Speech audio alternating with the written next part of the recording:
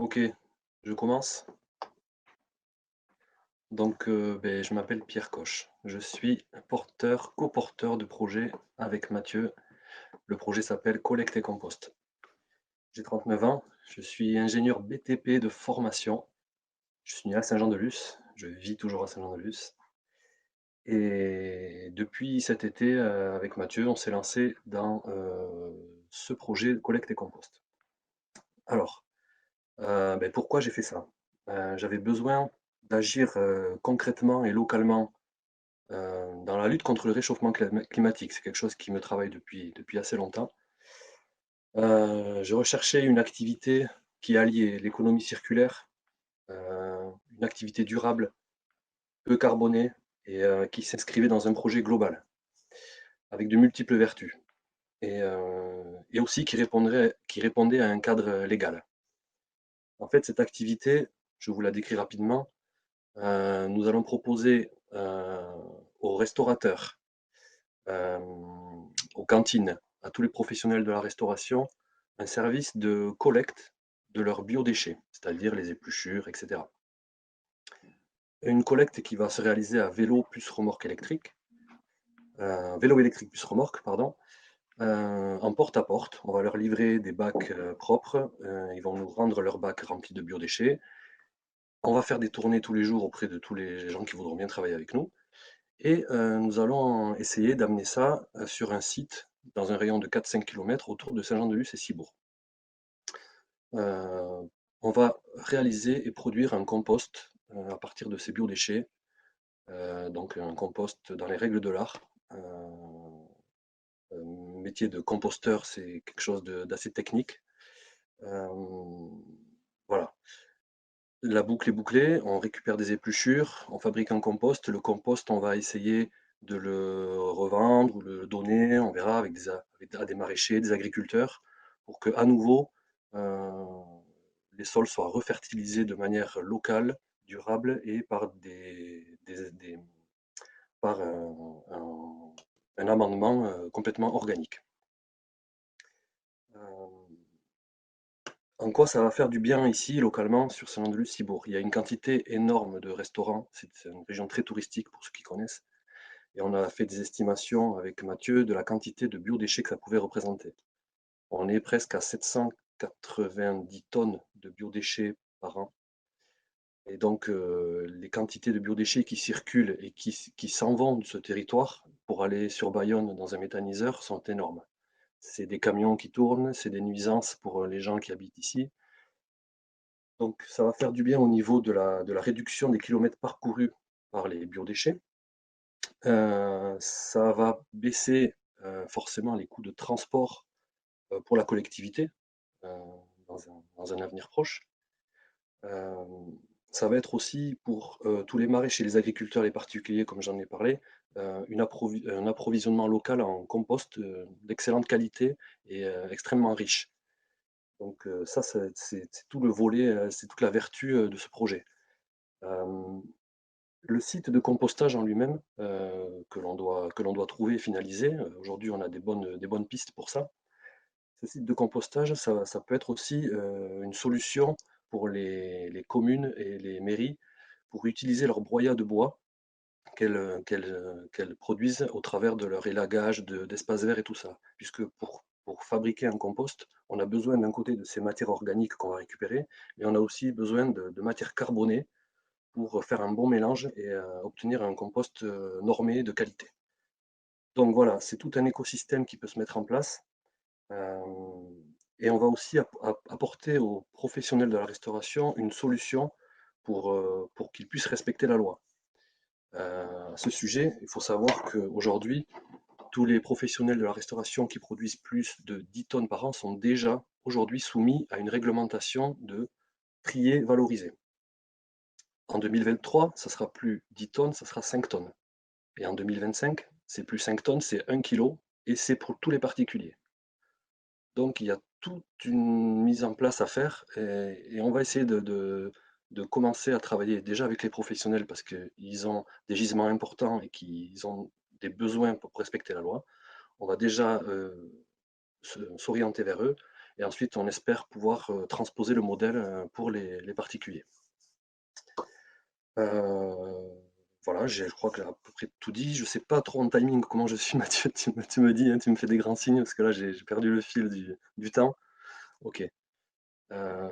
Donc ce projet, il a des vertus pédagogiques, puisque le site de compostage pourra être un vecteur de sensibilisation, par exemple pour les écoles. On peut faire venir les enfants pour leur montrer comment ça marche, le processus, leur montrer que les déchets sont une ressource. Bien sûr, il faut éviter d'en produire, mais quand il y en a, on peut les réutiliser et en plus on peut le faire localement. Euh, c'est ça aussi l'intérêt du projet. Les vertus écologiques, je pense que ça parle assez rapidement, puisque cette solution permet de réduire drastiquement les émissions de CO2, les passages de camions, etc. Ensuite, les vertus économiques, puisque ça peut être... Aujourd'hui, on entend... Oui, j'arrête, presque. Aujourd'hui, on entend beaucoup parler de décarbonation de notre industrie. Et bien voilà, nous, on apporte une solution pour décarboner notre industrie. Euh, on peut faire moins que ce qui se fait aujourd'hui. Donc voilà, le projet, j'espère que vous avez bien compris. Et puis si vous avez quelques questions, si j'ai oublié des choses, Mathieu aussi, n'hésite pas. Alors moi, j'aurais une petite question. Tu parlais donc de 790 tonnes de déchets, donc de biodéchets sur le Pays Basque. Et vous estimez, vous, quelle part prendre sur ces 790 tonnes? Alors ces 790 tonnes, on a fait une estimation sur Saint-Lô-de-Luz-Cibourg uniquement. Ouais, ouais. C'est pas tout le Pays Basque. Sinon, ça D'accord, serait oui, ok. énorme. Euh, il faut savoir qu'un site de compostage, c'est encadré par la loi et c'est limité à 52 tonnes par an. D'accord. Donc 52 pour 790. Par contre, on peut multiplier les sites de compostage. D'accord. Mais donc déjà, dans le projet, là, c'est déjà faire un site de 52 tonnes. Donc. Tout à fait. Ok. Ok, c'est déjà énorme. C'est déjà pas mal, hein, oui, oui. C'est déjà énorme. Retirer 52 tonnes de tout ce cycle Ah oui, oui, oui, carrément. voilà. C'est On serait c'est déjà très satisfait d'y arriver à ça. surtout en vélo. Oui, Merci pour cette réponse. Du coup, moi j'ai deux questions aussi pour toi, Pierre, parce que tu es monsieur Chiffre dans l'équipe. Est-ce que tu peux nous rappeler le bassin de population globalement de Cibourg-Saint-Jean qui génère 790 tonnes par an? 20 000 personnes, 20 000 Voilà, ça donne habitants. Alors, un ordre d'idée. 20 000 habitants, ça c'est les habitants à l'année. Par contre, en été, alors là, j'ai pas les chiffres, mais je pense qu'on est autour des 50 000.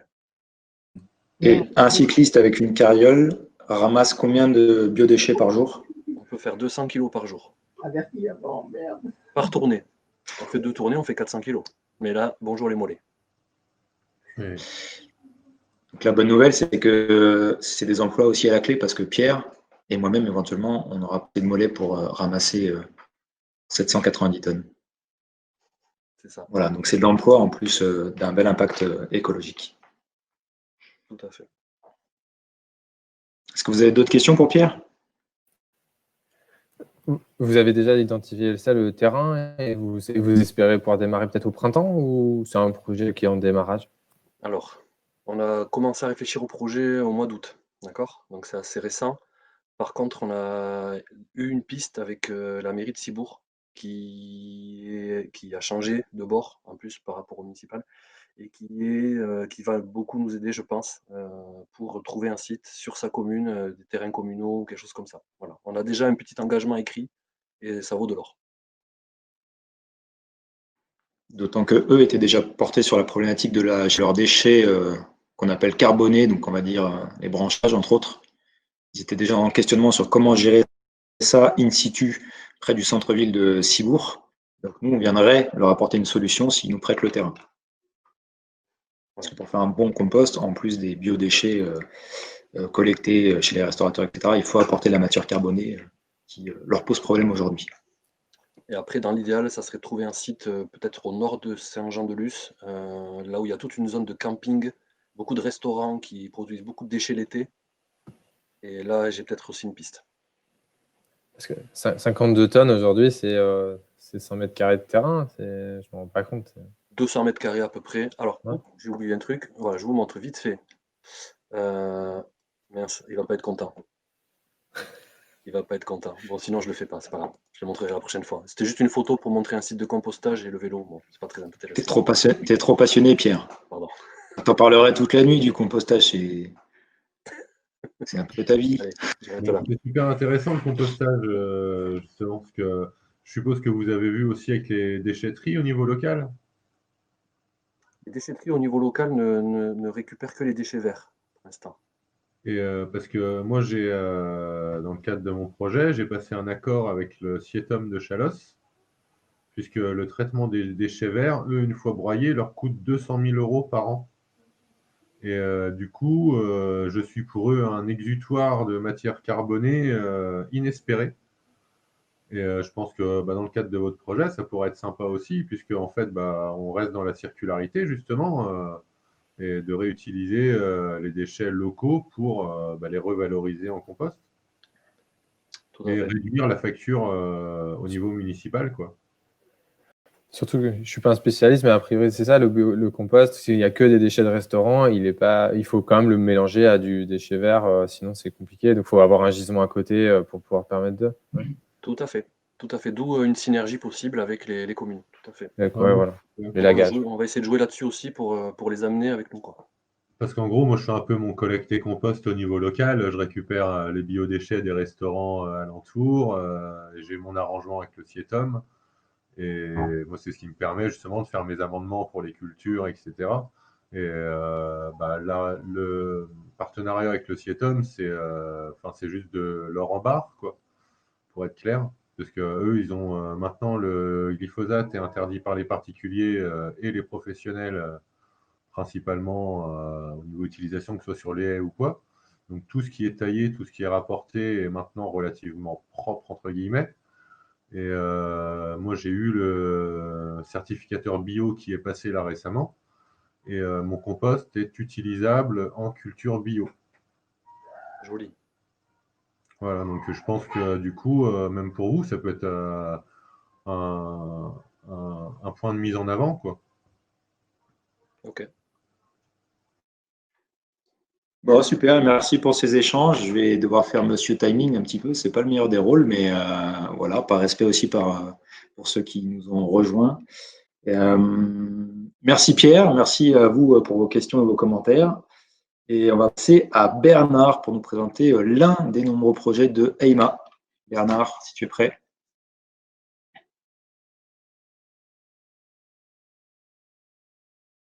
Il faut ouvrir ton micro, Bernard.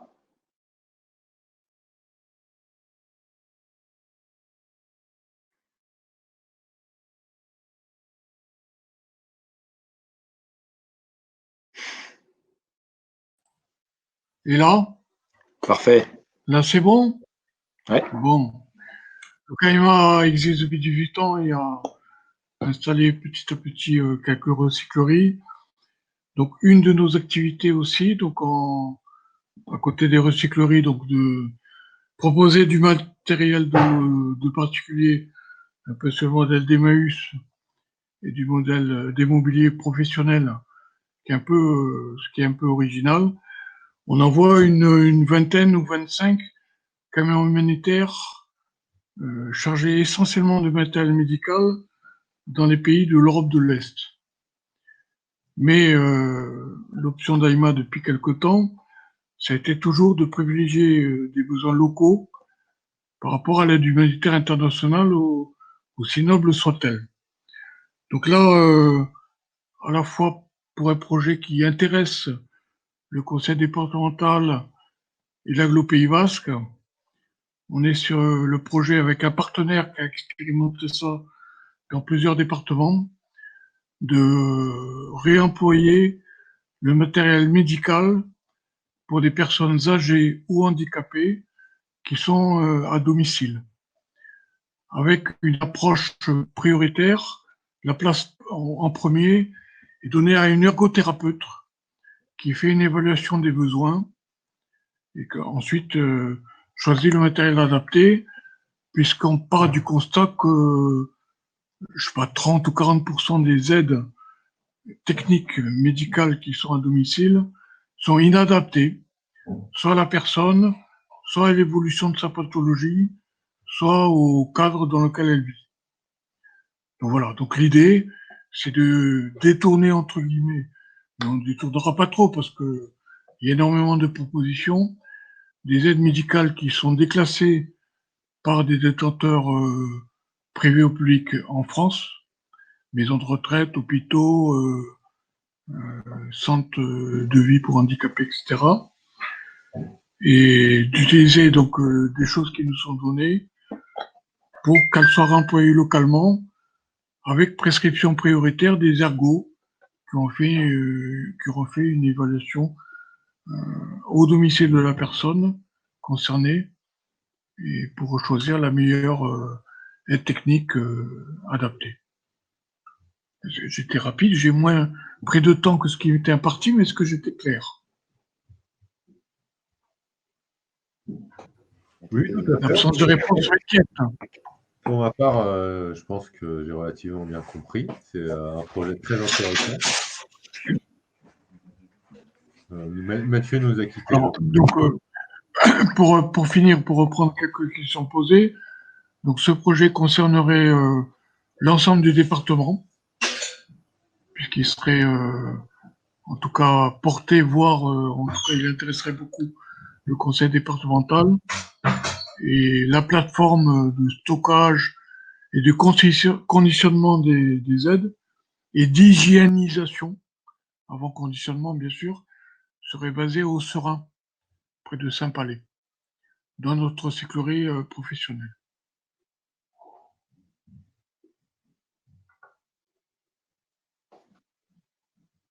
Voilà. Bien, bravo Bernard. Est-ce que certaines ont des questions, des commentaires pour Bernard ou des félicitations? Ça aussi, ça se partage.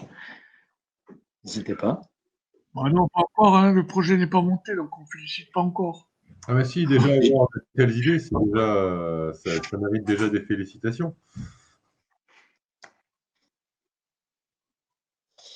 Enfin, une idée sans réalisation, ça ne sert à rien. En tout cas, bravo à Bernard et à Sigrid qui portent des projets incroyablement vertueux depuis 18 ans maintenant. AIMA, c'est une très grosse réussite. Et là, vous avez encore une nouvelle idée pour donner une seconde vie à des objets pour la bonne cause. Et donc, moi, je trouve ça juste incroyable. Bravo à vous. Enfin, on n'aime pas trop être mis en avant, hein. Il y a 25 salariés, une cinquantaine de bénévoles, et voilà. Preuve que ça marche. Merci Bernard. On va passer à Caroline pour les jardins de vie. Et pour tout le monde, sachez qu'il y a une petite zone de commentaires, on n'en a pas parlé tout à l'heure, en bas à gauche de votre écran, il y a une petite bulle dans laquelle vous pouvez éventuellement intervenir, si vous n'osez pas le faire à l'oral, et aussi dans lequel je mets des informations sur les projets dont on vient de parler, notamment des liens pour en savoir plus, pour soutenir les projets.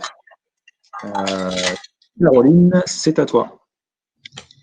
Oui, je suis là. Je ne vais pas partager la vidéo parce que ma connexion n'est pas terrible. Et je vais essayer de faire un partage d'écran si j'y arrive.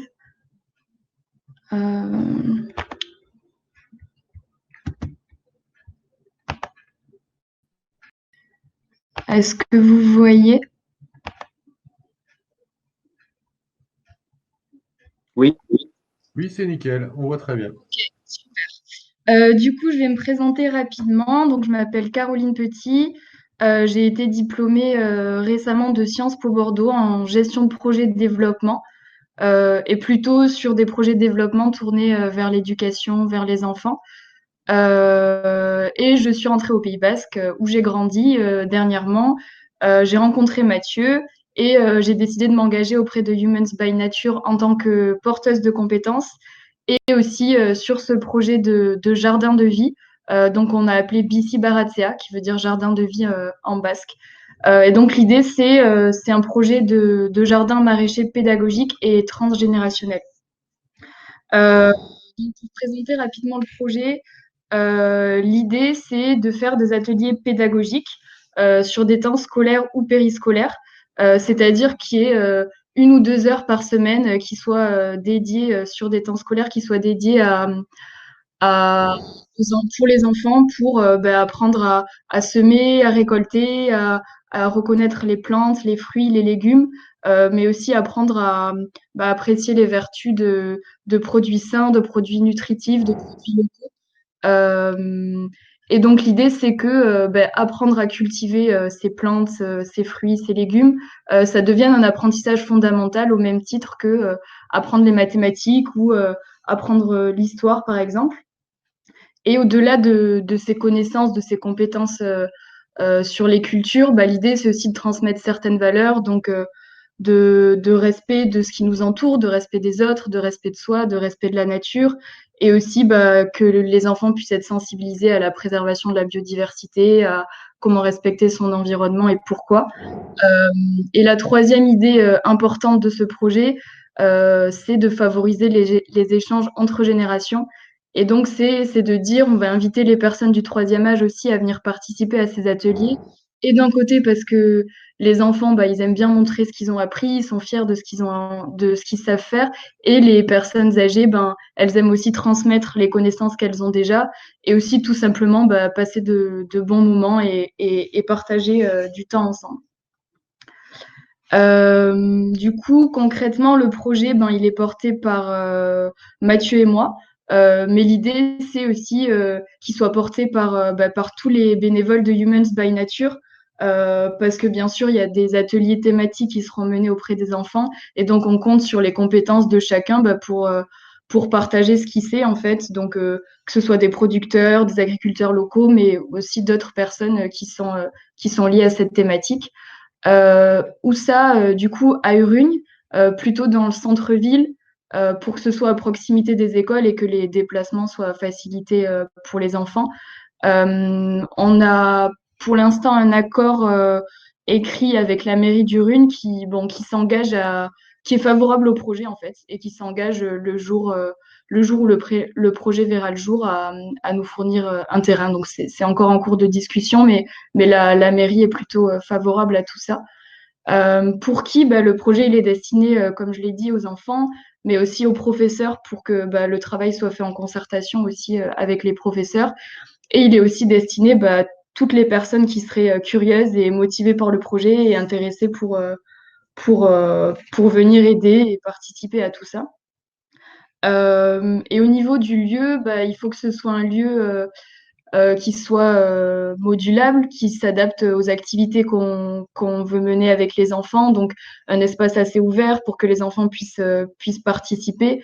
L'idée, c'est aussi d'utiliser des techniques de permaculture, d'utiliser des produits et du matériel local et au maximum bio aussi. Donc, du coup, au niveau des activités imaginées, on a vraiment beaucoup, beaucoup d'idées. Pour donner quelques exemples, il y a beaucoup d'idées en fait qui sont possibles, mais pour donner des exemples, ça peut être des ateliers autour de comment fonctionne un écosystème, les liens qui peuvent exister avec les saisons, les différents cycles, aussi des ateliers autour de l'alimentation, de la nutrition, des ateliers autour de la gestion et de l'économie de l'eau. Des ateliers autour des techniques de permaculture, pourquoi pas aussi voir comment on fait un compost, comment on utilise des engrais verts, comment les insectes aussi peuvent aider à tout ça. Donc voilà, il y a vraiment beaucoup d'idées qui sont possibles sur ce lieu-là. Et pour finir, du coup, qu'est-ce qui fait notre différence et pourquoi nous aider? L'idée, en fait, c'est de rassembler sur un même lieu et autour d'une même activité des générations différentes. Et donc, du coup, aussi de défendre l'idée que cultiver, c'est un apprentissage fondamental qui doit être transmis dès le plus jeune âge auprès des enfants.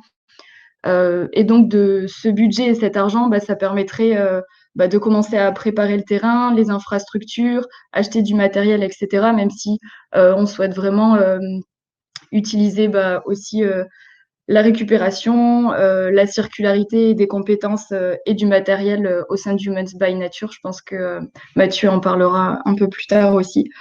Donc voilà, en gros, on est encore au stade d'idées sur ce projet. On a vraiment beaucoup, beaucoup d'idées, on est motivés. On veut aussi que toutes les personnes qui sont motivées et curieuses du projet viennent nous aider et partagent leurs idées. Et voilà, je pense que j'ai fait le tour. Si vous avez des questions, n'hésitez pas.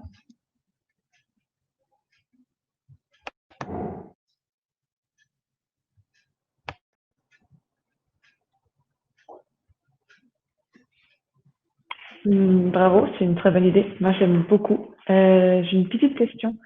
Et vous pensez que les élèves viennent chez vous, du coup? Il faut qu'ils viennent sur votre terrain pour cultiver les plantes? Oui, c'est ça. Ok. Ok. Et ce serait un bus ou ce serait comment? Parce que ça pourrait poser des problèmes aux écoles, non? Ou je sais pas. C'est ça. En fait, pour l'instant, on n'a pas encore de terrain, mais l'idée, c'est que le terrain soit le plus proche possible des écoles pour justement qu'il n'y ait pas ce problème de transport et qu'ils puissent soit venir à pied si c'est possible, soit avec un bus. Mais bon, le mieux, ce serait que le terrain soit assez proche pour que les déplacements puissent s'effectuer à pied depuis les écoles. Donc, il Sachant vaut que mieux avoir quelques petits terrains plutôt qu'un gros terrain. Et une école, ça fait un terrain, et une autre école, ça fait un deuxième terrain, plutôt qu'un gros terrain. Pour l'instant, en fait, on a décidé de plutôt se focaliser sur les écoles du Rugne. Donc, les Ok. écoles, elles sont toutes dans le centre-ville du Rugne. Donc, si on a un terrain assez grand et proche du centre-ville du Rugne, ça pourrait permettre aux différentes écoles, en fait, de se rendre sur le terrain. Mathieu, je ne sais pas si tu veux répondre aussi, peut-être. oui, à Urenbourg, il y a 3 ou 4 écoles minimum, si ce n'est pas 4 ou 5. Après, il y a l'école d'Olette qui est un peu plus loin, mais qui fait déjà du jardinage au sein même de l'école. Et il y a des terrains vraiment à côté dans le centre-bourg de Urugne, à 5 minutes à pied de nos écoles, il y a des terrains.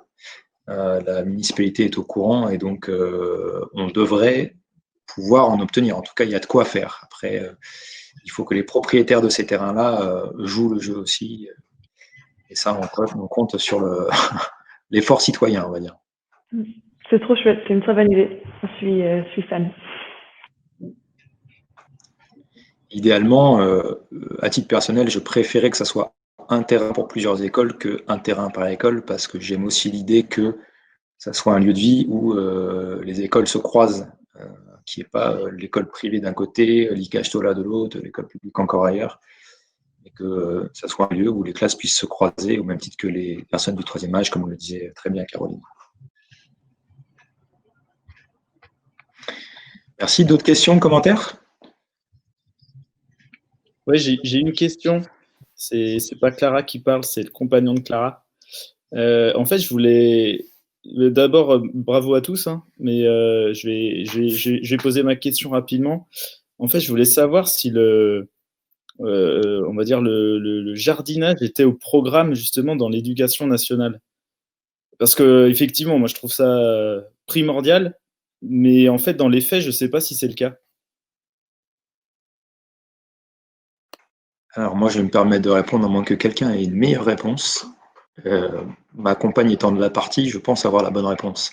La réponse est non. Et c'est justement un peu notre prétention. Et c'est comme ça qu'on pitch le projet par ailleurs. C'est et si on faisait du maraîchage ou du jardinage une matière scolaire au moins aussi importante que les autres. Voilà, pour pas dire plus importante que les autres. Et du coup, est-ce que vous avez présenté ce projet aux écoles? Moi, j'en ai parlé à l'école de mon fils, que tu connais, Jean-Louis. Ouais, ouais. Et une école du centre-bourg et le directeur, il y a 2 écoles qui sont sous l'animation de ce même directeur et ce directeur est parfaitement intéressé pour suivre la démarche. Super. Et je pense, sans trop m'avancer, je pense que toutes les écoles seraient du cours. T'en as parlé à l'école Erlaïtza aussi et on est d'accord aussi. Exact. Super, bravo. Et alors, pardon, moi j'aurais une petite question. Parce que alors, moi aussi, je veux faire intervenir les enfants dans mon projet. Par contre, j'ai un problème que vous n'avez pas, qui est le transport. est-ce que vous avez déjà réfléchi à élargir votre projet à ailleurs qu'Urugne? Il y a une possibilité justement de résoudre ce problème de transport, ou est-ce que vous êtes resté pour l'instant sur Urugne et que la question reste une question? Je vais répondre. À moins que tu veuilles répondre, Caroline, je sais pas. Non, vas-y, bah, pour l'instant, c'est plutôt Urugne, mais c'est vrai que la question se pose et ça peut aussi être intéressant de réfléchir à plus grande échelle, même si pour l'instant, c'est plutôt Urugne. Oui, je comprends tout à fait. C'est juste voilà, une question. Ce que je peux ajouter peut-être en complément, c'est que quand l'idée a germé dans nos esprits, j'ai posé la question au directeur que je connais bien, qui m'a quand même fait comprendre que s'il devait y avoir un transport scolaire, ça ne marcherait pas. Voilà. Ouais, c'est bien. D'avoir un terrain à proximité. Ouais, parce que moi, je suis à la campagne, mais malgré que les écoles soient pas loin, le trajet à pied est inenvisageable, ne serait-ce que par la dangerosité du trajet. Et du coup, je pense que ça va être un gros frein pour pouvoir intégrer les enfants à un projet agroécologique. Et je cherche un peu une solution à ce problème. J'imagine que peut-être que tes clients premiers seraient plutôt des centres sur une période de vacances qui ont l'habitude d'amener les enfants à droite à gauche pour faire des activités. Peut-être que c'est la meilleure des cibles pour commencer pour toi. D'accord. Ouais, oui, pourquoi pas. Ou les toutes petites écoles. Je me permets d'interagir parce que du coup, ben, je suis maman d'une école où il y a que 17 enfants et en fait, nous, on va où on veut, quoi. On amène nos enfants où bon nous semble et où un projet intéressant peut nous intéresser parce qu'on a la chance d'être peu nombreux et où les parents sont très impliqués. Donc, c'est le genre d'endroit où on peut aller. Donc, peut-être que dans des plus petites structures, des plus petites écoles, ça peut être plus facile d'attirer des scolaires. Ah, merci, c'est un point de vue intéressant aussi. Parce que je suis dans une petite commune et oui, tout à fait. Si tout le monde y met un peu du sien, c'est vrai que tout va toujours mieux. Merci de vos réponses. Avec plaisir. Super. Merci beaucoup, Caroline, pour cette présentation. Et on va passer maintenant à Sébastien pour la camionnetta. Oui, très bien. Donc moi c'est Sébastien, voilà, je suis du coup entrepreneur par ailleurs avec une jeune boîte qui a 3 ans qui s'appelle Vracop. On fait des solutions, des équipements pour le zéro déchet et c'est d'ailleurs une entreprise qui est née de l'associatif parce que je suis pas mal impliqué dans tout ce qui est associatif, notamment de la consommation durable et impliqué notamment dans les coopératives de consommateurs que vous connaissez, donc moi c'est Andayacop. Et ça fait maintenant 2 ans, je crois, que la coopérative est ouverte à Hendaye, rue du Port. Et on est dans le quotidien donc, de s'approvisionner, comme vous le savez, en circuit court auprès de producteurs locaux. On s'est rendu compte qu'au fil du temps, on avait, plus on multipliait les producteurs locaux, plus on multipliait la logistique qui va avec. Et ça pose quand même pas mal de soucis chez nous sur de la facturation, sur de faire des allers-retours aux producteurs, de toujours se mettre d'accord à quand est-ce qu'il va pouvoir nous livrer, etc. Et en fait, un truc qu'on sous-estimait aussi, c'est le fait que ça se multiplie en ce moment, ces lieux de circuit court, et tant mieux. Mais du coup, ça multiplie aussi les facturations, les logistiques pour les producteurs. Et ça, on s'en rend pas autant compte. C'est que du coup, ils passent pas mal de leur temps sur la route pour pouvoir livrer les différents points. Alors, ils essaient d'optimiser tant bien que mal. Mais la camionnetta est née de ce constat-là, de se dire que le temps qu'ils y passent et l'énergie qu'ils y mettent, et voire même le non-sens, entre guillemets, aussi écologique de faire rouler autant de camions, alors qu'on pourrait l'optimiser sous forme de tournée, permettant d'assumer pour eux une partie, et les alléger d'une partie de cette logistique. On ne demande pas forcément de faire la totalité, parce que le contact client reste important, le pouvoir aller auprès des restaurateurs, aller auprès des coopératives, aller auprès de tous leurs clients.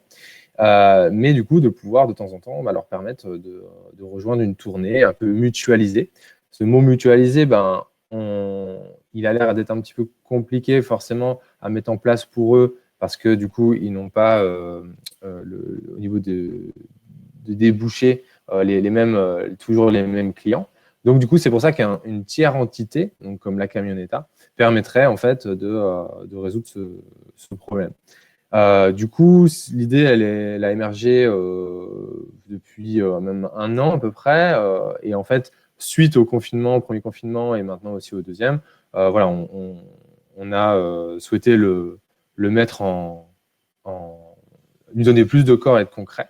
Et notamment avec l'opportunité voilà, d'avoir un financement, notamment pour pouvoir financer tout simplement une camionnette, une fourgonnette en froid dirigé, donc c'est-à-dire pour du positif, hein, pour aller descendre jusqu'à possiblement des produits carnés, des produits fromage, pas que de l'épicerie sèche, bien sûr, et de permettre de faire des tournées dans un rayon jusqu'à 150 km à partir de la côte basque.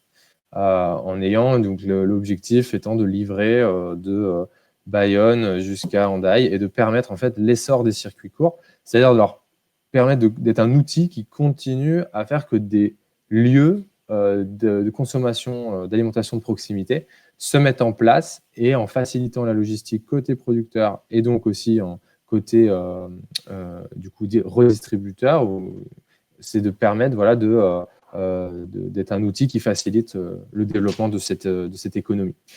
Donc voilà, issu d'un constat terrain et maintenant un projet qui se veut voilà, être une phase pilote, une phase de test, une expérimentation. Et c'est tout l'objet voilà, du projet. Et donc je suis avec Mathilde qui est également impliquée en Dayacop et Mathieu également qui est impliqué plus à la Roundcop. Donc voilà un petit peu au niveau du projet. Je ne sais pas si j'oublie des parties, mais vous allez peut-être me poser vos questions si vous en avez.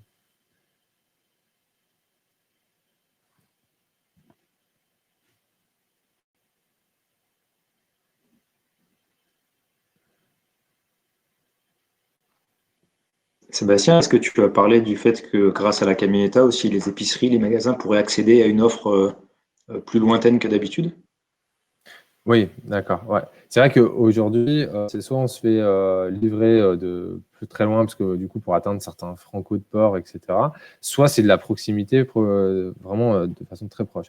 Aujourd'hui, imaginez d'aller jusque vers Pau ou dans le Gers pour récupérer un certain nombre de produits et qui ne sont pas forcément réalisés, enfin, qui ne sont pas produits ici au Pays Basque.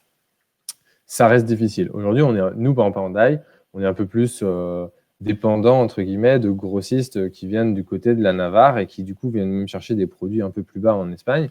Donc, bon, aujourd'hui, ça nous pose question aussi de savoir de pouvoir être autonome dans nos approvisionnements et faire qu'on puisse petit à petit étendre ce cercle d'approvisionnement pour pouvoir garantir plus d'autonomie alimentaire. Puisque, au global, au Pays Basque aujourd'hui, on ne produit pas la totalité des besoins, on ne pourrait pas couvrir la totalité des besoins. Donc, il faut bien être conscient que voilà, un certain nombre de greniers sont la Navarre, les Landes, le Gers, etc. Et donc, d'arriver demain à avoir ces sous-outils logistiques mis en place au niveau local et départemental, voire régional, c'est quand même aussi demain assurer plus de résilience de notre système alimentaire si en cas de problématiques, de crise, voilà, on l'a connu, les gens se sont rués sur les sacs de farine dans les supermarchés. Aujourd'hui, nos épiceries n'ont pas connu ce type de comportement déjà et ce type de rupture au niveau des produits. Donc, on a quelque chose qui est fort, qui est intéressant et que du coup, on pourrait voilà, étendre et continuer à développer, tout simplement.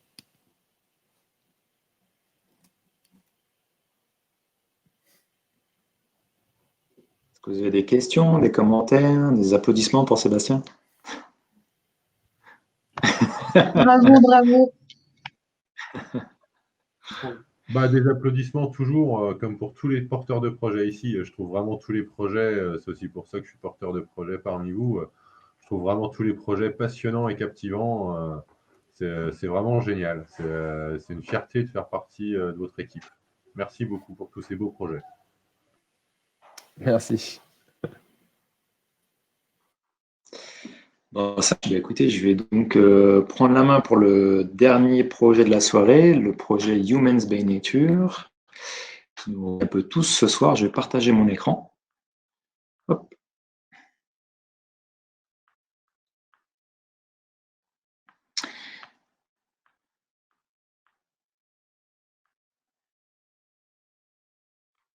Voilà, Humans by Nature, on l'appelle le fertiliseur de projets éthiques et environnementaux, avec une promesse qui est de remettre l'homme, avec un grand H, au cœur de la nature et la nature dans le cœur des hommes. Sous-entendu, faire en sorte que l'humain ne soit plus un ultra-prédateur de la nature, mais redevienne un élément vertueux de cette chaîne naturelle. Alors, le contexte environnemental, vous le connaissez. Je pense que si vous êtes là ce soir, c'est que vous y êtes tous assez sensibles. Et le choix que nous faisons chez Humans by Nature, c'est de ne pas rester spectateurs de tout cela, de ne pas attendre que des grandes organisations se mettent en route, mais de chacun d'entre nous nous mettre en route et porter des petits projets tels que ceux que vous avez entendus ce soir, qui sont vertueux et efficaces à l'échelle au moins de notre territoire. La mission, qui est écrite en bas, se résume comme ceci. Par son système circulaire vertueux, Humans by Nature génère, accompagne et fédère des projets éthiques et environnementaux, favorisant les économies locales. Cette phrase, elle dit beaucoup de choses. Elle parle de système circulaire, on va en reparler dans quelques minutes. Elle parle du fait de générer des projets, d'en accompagner d'autres, et en tout cas de fédérer toujours des projets éthiques et environnementaux, et uniquement cela. Par notre action, on va se vouloir facilitateur et multiplicateur de projets éthiques et environnementaux. Alors les moyens qu'on met en œuvre pour ça, c'est d'abord le partage de valeurs qui font que quelque part, eh bien, on se ressemble, on se rapproche et on est capable de travailler ensemble. Évidemment, des valeurs d'éthique et de développement durable et des valeurs de bienveillance et de partage. Quand on partage tous les mêmes valeurs, c'est plus facile de bosser ensemble et d'entreprendre ensemble. On essaye de cultiver un esprit de famille, on le voit un peu ce soir, on le ressent un petit peu ce soir, mais voilà, on est tous plutôt joyeux et on discute sans trop de difficultés entre nous. Et ce qui fait l'une de nos grandes singularités, c'est la mise en œuvre de circularité sous 3 niveaux.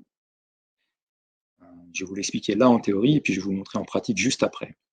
On parle de circularité de compétences, c'est-à-dire que chaque membre de Humans by Nature, qui est aujourd'hui une association, chaque membre doit déclarer des compétences qu'il ou elle mettra à disposition du reste du collectif, au profit de ces fameux projets. On parle également de circularité de moyens matériels. Là, c'est optionnel. Ceux qui peuvent et qui le veulent déclarent des moyens matériels mis à disposition du reste du collectif. Par exemple, on peut partager des appareils photo, on peut partager des motoculteurs, on peut partager des militaires, des granges, des salles de réunion, des lieux de travail, tout ce qu'on souhaite partager au bénéfice des autres et également au bénéfice de l'environnement, puisque si jamais j'ai un utilitaire que j'ai investi il y a peut-être déjà quelques années et qui n'est utilisé qu'à 20% de son temps, sinon il dort dans mon garage, bah, cet utilitaire, plutôt que Johan, par exemple, que vous avez entendu tout à l'heure, investisse également un utilitaire, ben mon utilitaire, je peux le prêter à Johan pour le dépanner pendant le temps qu'il monte son projet entrepreneurial, et puis du coup, cet utilitaire sera mieux utilisé et donc, entre guillemets, préférable pour la planète que 2 utilitaires mal utilisés. Donc ça, c'est le partage des moyens matériels. Et enfin, le partage des flux de matière, on va tâcher de faire en sorte, autant que faire que nos projets soient connectés et que la matière circule d'un projet à l'autre avec comme grand idéal que les déchets des uns soient les ressources premières des autres. Chez Humans by Nature, qui est un écosystème, on accueille des projets quel que soit leur stade de maturité. Donc si parmi vous, demain sous la douche, il y en a qui ont une bonne idée à impact, une idée éthique et environnementale à l'échelle du territoire, eh bien, cette personne peut nous contacter et puis on va en discuter. On va écouter son idée, on va lui poser des questions de sorte à la faire résonner autour de son idée, de sorte à ce que cette personne puisse s'assurer que cette idée-là fait bien écho avec son profil, son parcours, ses compétences, ses valeurs et peut-être aussi sa situation personnelle et familiale à l'instant T. Et puis si cette idée se confirme dans sa tête, alors cette personne pourra rejoindre Humans by Nature et profiter de l'écosystème dont on a parlé avec une multitude de compétences qui lui seront mises à disposition. À terme, on espère également avoir un lieu d'échange et de coworking avec, on l'a mis ici avec un jardin ou en tout cas avec des bureaux les pieds dans l'herbe. C'est-à-dire pas un lieu de coworking qui serait dans un lieu bétonné au milieu du BAB pour ceux qui connaissent ou de quelconque grande ville. Nous, si on devait avoir un lieu de coworking demain, il faudrait qu'il soit dans la nature. Voilà. Ça n'apparaît pas ici, mais parmi nos projets, on a également la volonté d'avoir 2 lieux de coproduction. Un lieu sous forme de hangar de plusieurs centaines de mètres carrés qui serait loué par Humans by Nature et sous-loué aux entrepreneurs de Humans by Nature qui auraient besoin d'un espace pour commencer à produire des petites séries. On pourrait imaginer que Nicolas, qui fait partie des entrepreneurs, loue pendant un temps 300 mètres carrés de son hangar pour démarrer sa production jusqu'au jour où il aura des certitudes et l'assise financière pour aller louer lui-même un hangar plus loin de manière autonome ailleurs. Si on loue ce hangar à Nicolas ainsi qu'à Romain, Michel et Nathalie, alors dans ce même hangar, il y a des machines qui pourront être partagées entre entrepreneurs et peut-être des salariés à terme qui pourraient être aussi partagés entre entrepreneurs. Ça, c'est un lieu de coproduction produit, mais on pourrait imaginer de faire la même chose sur un terrain agricole de façon à ce que des gens qui se lancent dans l'agriculture sous différentes formes puissent démarrer sur un terrain commun, apprendre ensemble et partager du matériel. Chez nous, on a 3 types de profils que sont évidemment les porteurs de projets que vous avez entre autres découverts ce soir, vous en avez découvert quelques-uns, qui globalement sont heureux de rejoindre une grande famille qui porte les murs, sont heureux de trouver des compétences, un accompagnement, et parfois sont juste heureux aussi de trouver de l'audace, un déclic et de l'énergie pour entreprendre, parce que c'est un véritable marathon d'entreprendre. Dans le futur des chercheurs de projets, c'est-à-dire des gens qui ont des compétences, qui souhaitent entreprendre, mais qui n'ont pas encore trouvé sur quelle problématique sociale entreprendre. Et nous, parfois, on aura des projets à leur proposer. Et on a d'ores et déjà, et c'est la majorité de nos adhérents, des porteurs bénévoles de compétences, qui sont souvent des gens en poste ici ou là, qui regrettent de ne pas avoir suffisamment d'impact positif sur l'environnement et qui se déclarent donc bénévoles chez nous, auprès des porteurs de projets.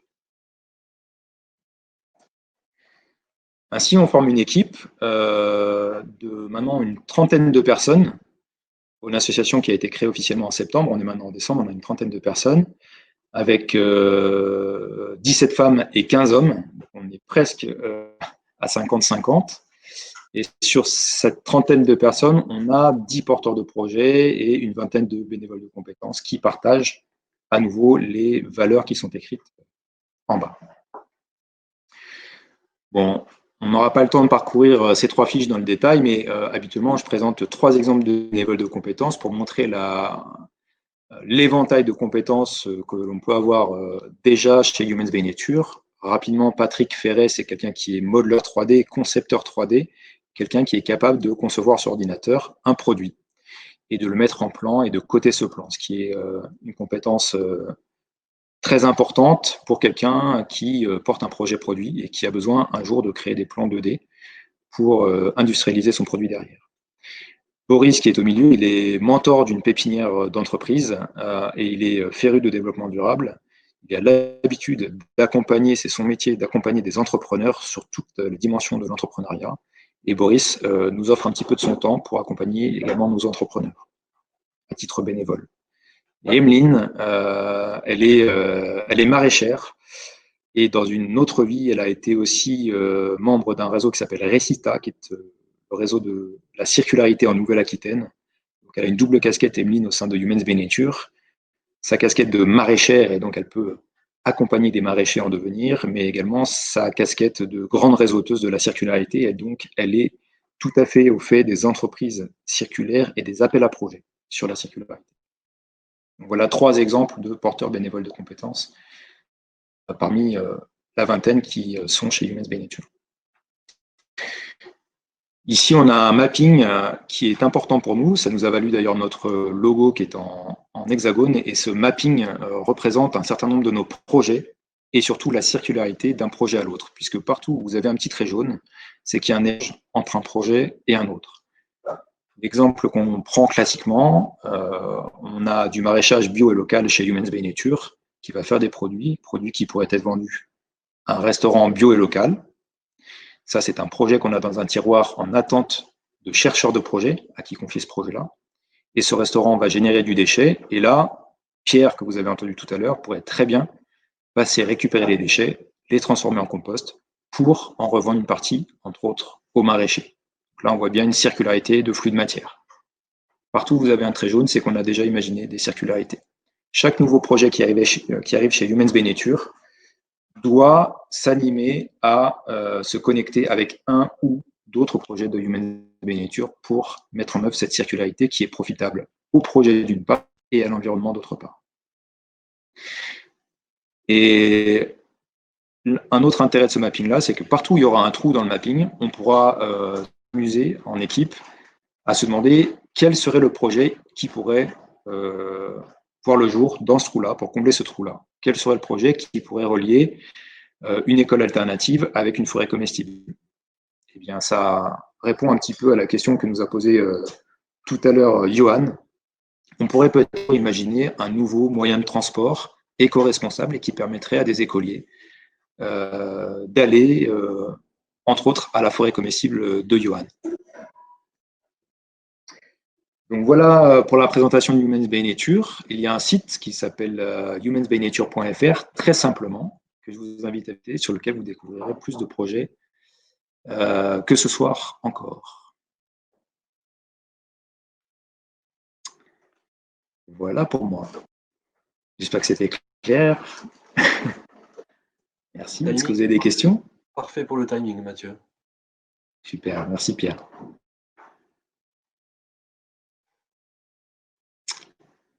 Des questions, des commentaires?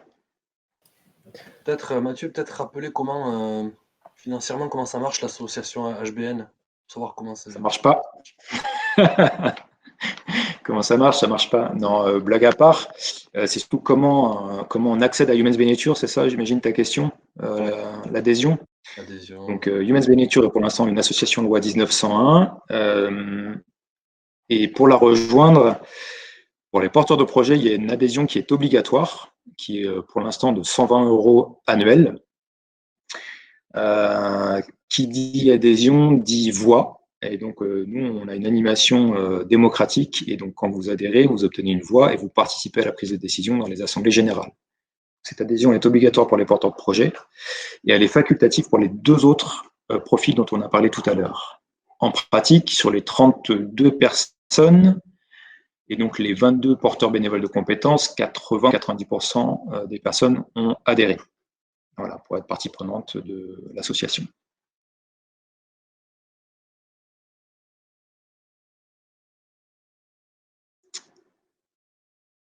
Bon, vous n'avez pas de questions? Pas plus que ça? C'est que c'était clair. C'est cool. Alors, à ceux qui nous écoutent, on vous a mis tout au long de la réunion les liens pour les différents projets. Je mettrai aussi celui de Humans by Nature. Et si parmi ces projets-là, il y en a qui vous parlent plus que d'autres, et si jamais vous ne l'avez pas déjà fait, on vous invite à aller voter sur le budget participatif 64.fr et inviter vos amis aussi à le faire. C'est très important pour nous, puisque ce budget participatif a une enveloppe totale de 1 500 000 € qui va être répartie entre les meilleurs projets de chaque canton. Et les meilleurs projets, ce seront ceux qui seront le plus votés par les citoyens. Par projet, il y a des enveloppes de 50 000 € à la clé. Donc 50 000 €, c'est pas rien, et pour des projets comme les nôtres, c'est même beaucoup. Donc nous avons espoir que quelques-uns de nos projets accèdent à cette belle enveloppe. Donc, si vous en plu, n'hésitez pas à voter, ça prend 3 minutes chrono. Et en bas à gauche aussi, dans les commentaires, le lien pour Humans by Nature, sur lequel vous retrouverez tous les projets dont on vient de parler, et plus encore. Il me reste à remercier chacun des porte projets qui ont tous très bien pitché. Bravo à chacun. Merci de la dispo. Et merci à nos spectateurs en live. Sachez aussi que grâce à Katinka, la vidéo était enregistrée. Et donc, on va pouvoir faire des super replays sur Facebook, LinkedIn, TikTok, WeChat et je ne sais quoi encore. Pierre, c'est trop tard. Encore merci. Votez pour nous. Suivez-nous, humansbynature.fr, humansbynature sur Facebook et retrouvez chacun de ces beaux projets sur les réseaux sociaux. Merci à tous. Et mangez des pommes. Merci Mathieu.